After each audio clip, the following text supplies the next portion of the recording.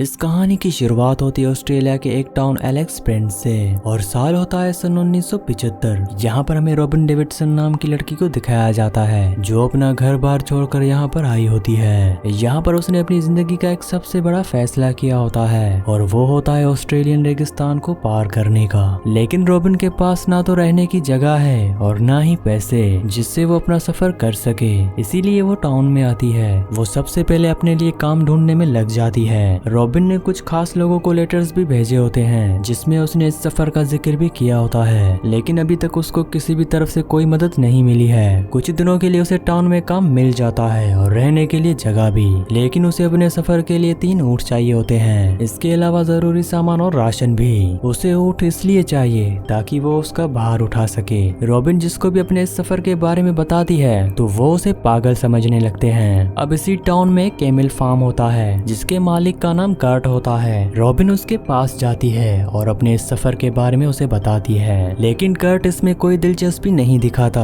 दरअसल रॉबिन ने उससे ऊँट मांगे होते हैं, लेकिन कर्ट उसे कहता है कि ये तुम्हारा प्लान बिल्कुल बेकार है। रॉबिन कहती है कि 1935 में मेरे फादर ने अफ्रीका के कालाहारी डेजर्ट को पार किया था, वो तो बेकार नहीं था। लेकिन कर्ट फिर भी नहीं मान रहा होता। रॉबिन उसे समझाती है कि मैं एक मेहनती लड़की हूँ। तभी कर्ट को एक ख्याल आता है। वो कहता है कि तुम मेरे लिए 8 महीने काम करो, वो भी बिना पैसों के। मैं तुम्हें ऊँट को काबू कैसे करना है ये सिखा दूंगा और 8 महीने के बाद मैं तुम्हें 2 ऊँट दे दूंगा। रॉबिन कहती है कि क्या कोई हमें एग्रीमेंट साइन करें? तब कर्ट जवाब देता है कि नहीं, मैं अपने वादे का पक्का हूँ। कर्ट की वाइफ उसे अपने घर में रहने के लिए कहती है, लेकिन रॉबिन बाहर ही अपना टेंट लगाती है। इन 8 महीनों में रॉबिन ऊँट के बारे में बहुत कुछ सीख जाती है। कर्ट कोई अच्छा इंसान नहीं होता, वो रॉबिन से बहुत ही काम लेता है। साथ ही वो बिना जूतों के रॉबिन को चलने के लिए भी कहता है ताकि उसके पैर इस पथरीली जमीन को झेल सके। रॉबिन को नर ऊँटों के बारे में काफी कुछ पता चल जाता है, लेकिन इन्हें काबू करना बहुत ही मुश्किल है। पर इन 8 महीनों में रॉबिन उन्हें काबू करना भी सीख जाती है। अब वक्त पूरा होने के बाद रॉबिन कर्ट से 2 ऊँट मांगती है जैसा कि उसने वादा किया था, लेकिन कर्ट अपने वादे से मुकर जाता है और इसके बाद वो रॉबिन को अपने घर से भी निकाल देता है। रॉबिन नाराज होकर वहाँ से चली जाती है। रास्ते में रॉबिन को एक टूटा हुआ घर दिखता है और वो उसे अपना घर बना लेती है। यहाँ पर एक और आदमी भी होता है जिसका नाम सैली है। उसके पास भी ऊँट होते हैं। इसकी फैमिली कई सालों से ऊँट पालने का काम करती है। रॉबिन उससे मिलने जाती है और उसे अपने सफर के बारे में बताती है और कर्ट ने जो उसके साथ किया है वो भी उसे बताती है। दरअसल सैली एक अच्छा इंसान होता है। वो रॉबिन को सलाह देता है कि शायद तुम्हें अपना फैसला बदल देना चाहिए, क्योंकि जिस सफर की तुम बात कर रही हो उसमें तुम शायद मारी जाओ। सैली उसे 1 महीने काम के बदले उसे 1 ऊँट देने के लिए मान जाता है। रॉबिन को 3 ऊँट चाहिए होते हैं, लेकिन उसके बदले इसे यहाँ पर 3 महीने के लिए काम करना होगा, जो वो खुशी से करना चाहती है। इसके बाद रॉबिन सैली से ऊँटों के बारे में बहुत कुछ सीख जाती है। अब कुछ टाइम बाद रॉबिन से कुछ दोस्त मिलने आते हैं। वो जब रॉबिन को इस हालत में देखते हैं तो उन्हें बहुत ही बुरा लगता है। वो रॉबिन को सलाह देते हैं कि वो अपने इस सफर को कम कर ले, लेकिन रॉबिन को उसमें कोई दिलचस्पी नहीं होती, क्योंकि वो एक अलग इंसान होती है जो कि दुनिया की भीड़ भाड़ और लालच से दूर रहना चाहती है। इन्हीं में से एक फोटोग्राफर होता है जिसका नाम रिक है। दरअसल रिक ने ही रॉबिन को ये सलाह दी थी कि नेशनल जियोग्राफिक चैनल वाले तुम्हारे सफर को स्पॉन्सर कर सकते हैं, क्योंकि रॉबिन को पैसों की भी जरूरत है। अगली सुबह रॉबिन के दोस्त चले जाते हैं। अब 1 महीना काम करने के बाद सैली उसे 1 ऊँट दे देता है। कुछ दिनों बाद रॉबिन को पता चलता है कि वो ऊँटनी प्रेग्नेंट है। रॉबिन फैसला करती है कि वो थोड़ा इंतजार करेगी। इसके बाद वो एक बार फिर से कर्ट के फार्म जाती है ताकि वो उसे अपने 2 ऊँट ले सके, लेकिन वहाँ पहुँचने पर उसे पता चलता है कि कर्ट ने अपना फार्म किसी और से भेज दिया है। रॉबिन ऊँटों के बारे में डेविड नामी आदमी से बात करती है, लेकिन वो आदमी रॉबिन की बात नहीं मानता और कहता है कि मुझे कर्ट ने किसी भी सौदे के बारे में नहीं बताया। दरअसल ये आदमी यहाँ पर नया होता है और जब रॉबिन देखती है कि उससे ऊँट नहीं संभाले जा रहे तो वो उसकी मदद करती है और उसके बाद वो आदमी उसे ऊँट दे देता है, जिसे रॉबिन को बहुत ही खुशी होती है और वो नेशनल जियोग्राफिक वालों को लेटर लिखती है जिसमें वो अपने सफर के बारे में बताती है और साथ ही रॉबिन को स्पॉन्सरशिप की उम्मीद भी होती है। अब सफर पर निकलने से कुछ दिन पहले सैली रॉबिन को बोलता है कि अगर कोई नर ऊँट उसे अपनी तरफ भागता हुआ दिखाई दे तो वो एक पल के लिए भी ना सोचे और उस ऊँट को शूट कर दे।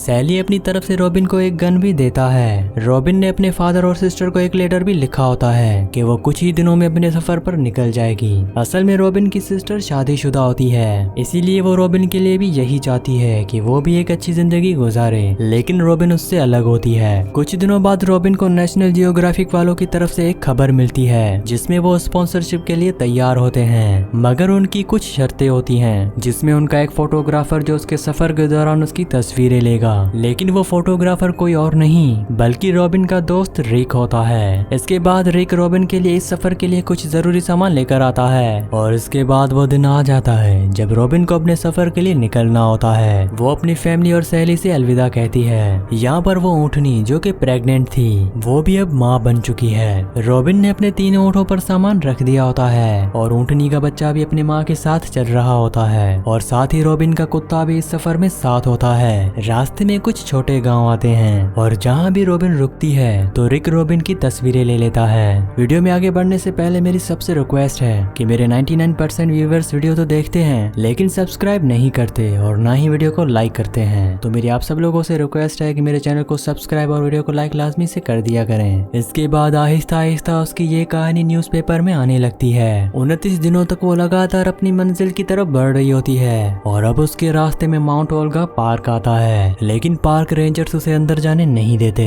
इसका मतलब कि रॉबिन को घूमकर दूसरी तरफ से जाना होगा, मतलब कि सफर अब और भी ज्यादा लंबा होगा। इसके बाद वो वहीं पर ही रात बिताती है। माउंट ओल्गा के करीब रिक उसकी कुछ तस्वीरें लेता है और अगले दिन रॉबिन अपना सफर शुरू कर देती है। रिक कभी कभार ही उससे मिलता है। असल में रॉबिन को तस्वीरें लेना पसंद नहीं होता, लेकिन रिक हर वक्त उसकी तस्वीरें खींचता रहता है। एक दिन बहुत ही बड़ा तूफान आ जाता है और रिक रॉबिन की मदद करने के बजाय उसकी तस्वीरें निकाल रहा होता है, जो बात रॉबिन को बिल्कुल भी अच्छी नहीं लगती और वो उस पर बहुत ही गुस्सा करती है। इसके बाद कई दिन गुजर जाते हैं। रॉबिन अपना सफर जारी रखती है। इस सफर में उसके लिए कुछ दिन बहुत ही मुश्किल होते हैं तो कुछ दिन बहुत ही अच्छे। ऐसा करते करते 2 महीने गुजर जाते हैं। रॉबिन के ऊँट अभी तक सही सलामत होते हैं, लेकिन रॉबिन बहुत ही थक गई होती है और साथ ही बहुत कमजोर भी। अब एक दिन जब वो सोकर उठती है तो उसके सभी ऊँट गायब होते हैं। वो काफी परेशान हो जाती है और वो उस रेगिस्तान में अपने ऊँटों को ढूंढने लगती है। काफी देर तक ढूंढने के बाद उसे अपने ऊँट मिल जाते हैं और इसके बाद वो अपना गुस्सा अपने ऊँट पर निकालती है। अब इसके बाद वो एक गांव में पहुंचती है। रिक और उसका एक साथी रॉबिन का वहां पर इंतजार कर रहे होते हैं। वो 1-2 दिन इसी गांव में बिताती है। अगले दिन रॉबिन को बताया जाता है कि उसके रास्ते में एक ऐसा इलाका आएगा जहाँ के लोग उस जमीन को पाक मानते हैं और किसी भी बाहरी औरत को वहाँ जाना मना है। इसका मतलब ये है कि एक बार फिर से रॉबिन को घूमकर जाना होगा। इसके बाद रॉबिन ना चाहते हुए भी लंबे रास्ते को चुनती है। ये रास्ता इतना खतरनाक होता है कि यहाँ पर रॉबिन की जान भी जा सकती है, लेकिन रॉबिन फिर भी हिम्मत नहीं हारती।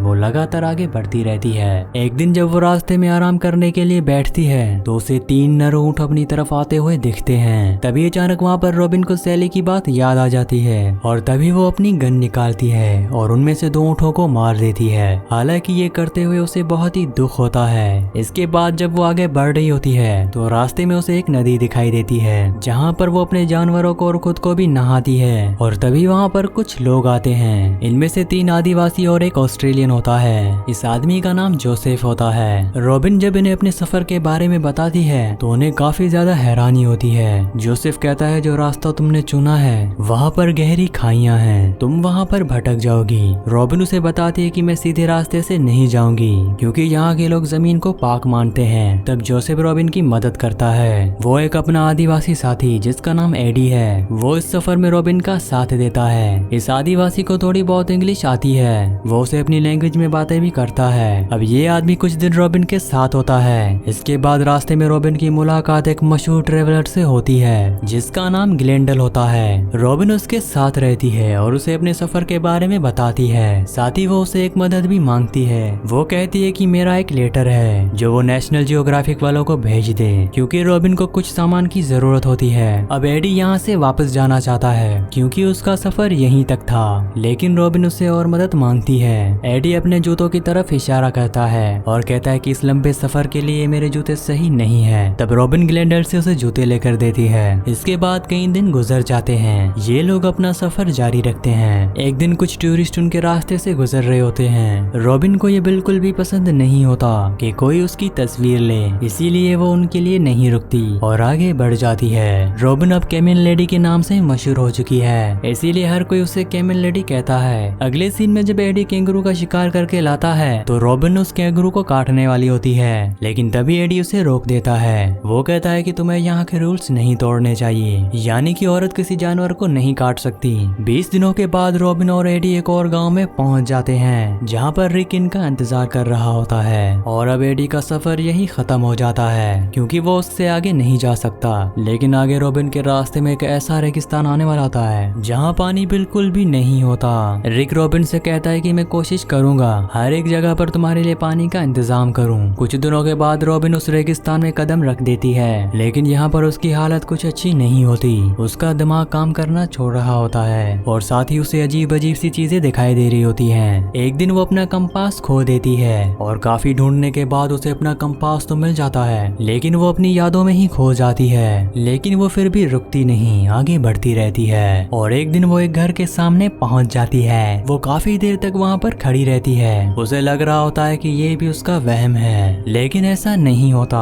वहाँ पर एक बुजुर्ग औरत आती है, वो उसे अपने घर में ले आती है। वो लोग उसे खाना भी देते और नहलाते भी हैं। उन्हें जब पता चलता है कि रॉबिन इतना बड़ा सफर करके यहाँ पहुंची है, तो ये काफी हैरान हो जाते हैं। अब कुछ दिन रॉबिन वहीं पर रहती है और इसके बाद वो फिर से अपने सफर पर निकल जाती है। एक दिन उसका कुत्ता प्यास की वजह से जहर पी लेता है, जिससे उसकी मौत हो जाती है। रॉबिन को अपना डॉग खोने पर बहुत ही दुख होता है, क्योंकि बचपन में भी उसने अपने कुत्ते को खो दिया था। रॉबिन अब अपनी मंजिल के बहुत ही करीब होती है। वो एक जगह पर रुकती है। इसके बाद वहाँ पर बहुत सारे जर्नलिस्ट और रिपोर्टर्स आते हैं, क्योंकि रॉबिन के सफर के बारे में सबको पता चल चुका होता है। इसीलिए वो उससे मिलने आते हैं और बहुत सारी तस्वीरें लेते हैं। लेकिन रॉबिन किसी से भी मिलना नहीं चाहती। वो बहुत दुखी होती है। रॉबिन ने तकरीबन अपना सफर पूरा कर लिया होता है। कुछ दिन वो और रिक के गांव में रहते हैं। इसके बाद वो अपने इस लंबे सफर को पूरा कर लेती है। रिक समंदर के किनारे उसका इंतजार कर रहा होता है और रॉबिन उसे अपने गले से लगा लेती है। इसी सीन के साथ इस कहानी का एंड हो जाता है। नेक्स्ट मूवी आप कौन सी देखना चाहते हो मुझे कमेंट्स में लाजमी बताना। और अगर आप लोगों को ये वीडियो पसंद आई है तो इस वीडियो को लाइक और चैनल को सब्सक्राइब लाजमी से कर देना।